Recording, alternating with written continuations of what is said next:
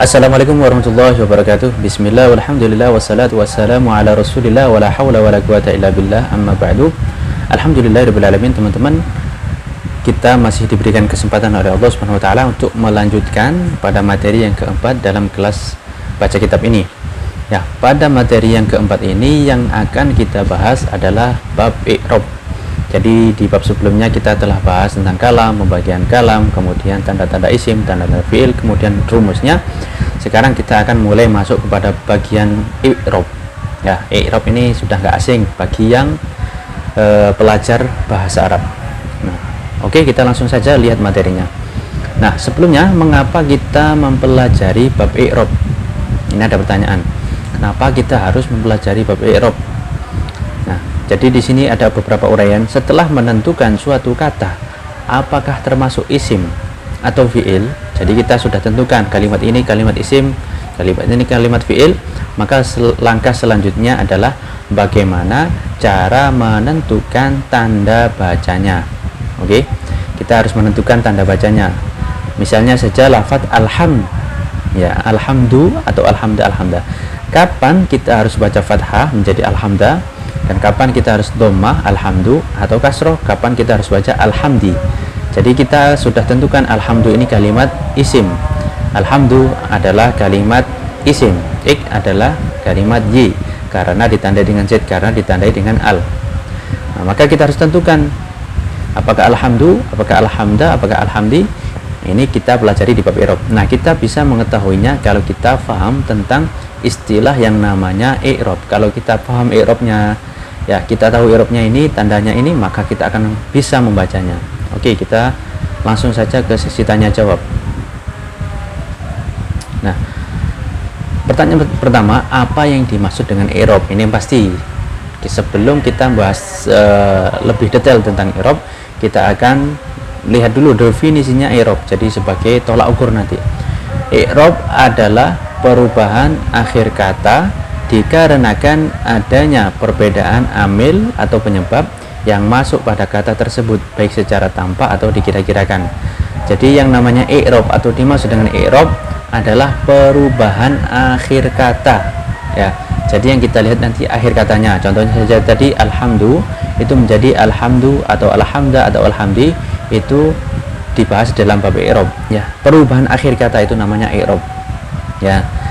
Kenapa berubah? Disebabkan adanya perbedaan amil. Di situ ada amil atau ada penyebab yang masuk pada kata tersebut, baik nanti penyebabnya itu tampak atau dikira-kirakan.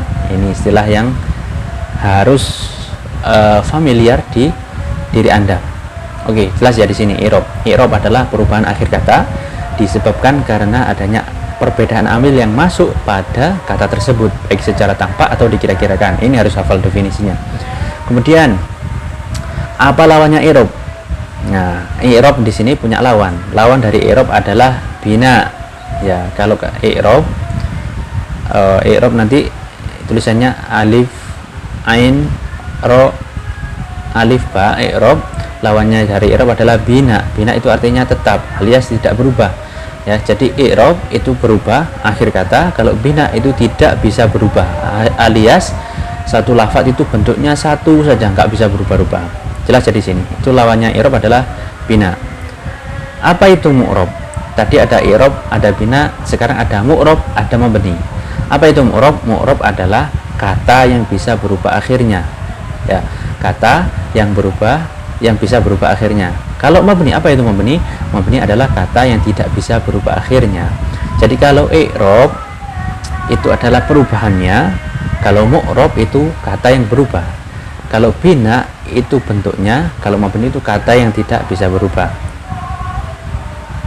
Jadi di sini ada tip perbedaan i'rab dan mu'rab. Apa perbedaannya i'rab sama mu'rab ini? Tadi kan kita punya istilah i'rab, kita sekarang juga punya istilah mu'rab. Apa perbedaannya? Kalau i'rab adalah sifatnya, sifat perubahannya itu namanya i'rab, dan kalau mu'rab adalah kata yang disifati oleh i'rab tersebut. Jadi satu kata itu bisa berubah atau tidak. Kalau berubah itu maka dinamakan mu'rab. Yang perubahan sifatnya itu namanya i'rab, sifatnya. Kata yang punya sifat itu namanya mu'rab. Begitu juga bina. Bina itu sifatnya, kalau mabni itu kalimat yang mempunyai sifat tetap atau bina. Jelas ya di sini ya. Tanya, ada berapa pembagian i'rab? Nah, ini harus hafal juga. I'rab dibagi menjadi 4 ini terkenal dalam ilmu nahwu, nggak bisa berubah-ubah ya. 4 ini yang ada dalam bahasa Arab atau nahwu harus hafal. Nggak ada yang 5, nggak ada yang nggak boleh 3, nggak boleh 5, nggak boleh 6, nggak boleh 4. Yaitu i'rab rafa, i'rab nasab, i'rab jar, dan i'rab jazm. Ya, nanti Anda pasti tahu kalau i'rab rafa itu identik dengan dhamma, nasab itu identik dengan fathah, jar itu identik dengan kasroh, jazm itu identik dengan sukun. Pertanyaan selanjutnya, i'rab apa saja yang berlaku pada isim? Nah, karena kita objeknya adalah isim ya, jadi kalau i'rab itu sifatnya, maka kita harus punya sesuatu yang disifati dengan i'rab alias mu'rab. Lafadz mu'rab ini itu apa saja atau yang bisa dimasuki i'rab. Jadi masing-masing dengan i'rab, baik rafa, nasab, jar, i'rab jazm ini, isim itu baik nanti isim atau fi'il tidak semuanya mempunyai i'rab rafa, atau tidak semuanya, atau isim tidak, saya ulangi ya, atau isim nanti tidak akan dimasuki oleh keempat i'rab ini. Begitu juga fi'il tidak akan dimasuki oleh semua i'rab ini. Jadi ada 3 i'rab saja yang berlaku pada isim. Ya, jawabannya saya ulangi, i'rab apa saja yang berlaku pada isim?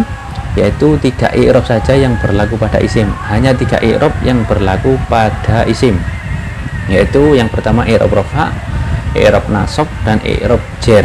Tidak ada kata jazm dalam isim. Jadi isim itu tidak bisa di'irobi dengan jazm. Jelas ya? Kalau kita punya isim nanti i'rabnya ya, kalau nggak rafa, nasab, dan jar, nggak boleh jazm. Jelas ya?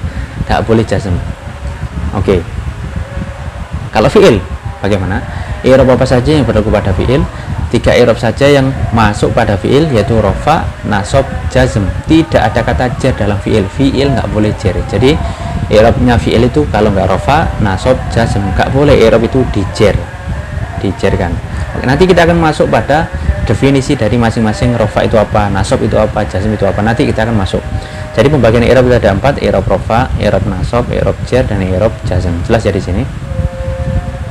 Nah, itu tadi materi yang pertama, pembukaan untuk materi i'rab. Jadi i'rab itu adalah perubahan akhir kata, lawannya adalah bina itu tetap. Kemudian kalau mu'rab itu kalimat atau kata yang disifati, kalau mabni itu kalimat yang disifati. Kemudian i'rab apa saja yang masuk pada isim? Yang masuk pada isim adalah rafa, nasab, dan jar. Gak ada kata jazm dalam isim. Kemudian i'rab apa saja yang masuk pada fi'il, yaitu rafa, nasab, jazm, tidak ada kata jar dalam fi'il. Nah, itu tadi materi yang pertama tentang i'rab.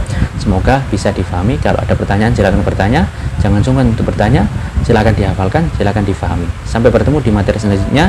Wallahu a'lam bishawab. Wassallallahu ala sayyidina Muhammadin wa ala alihi wasallam. Wassalamualaikum warahmatullahi wabarakatuh.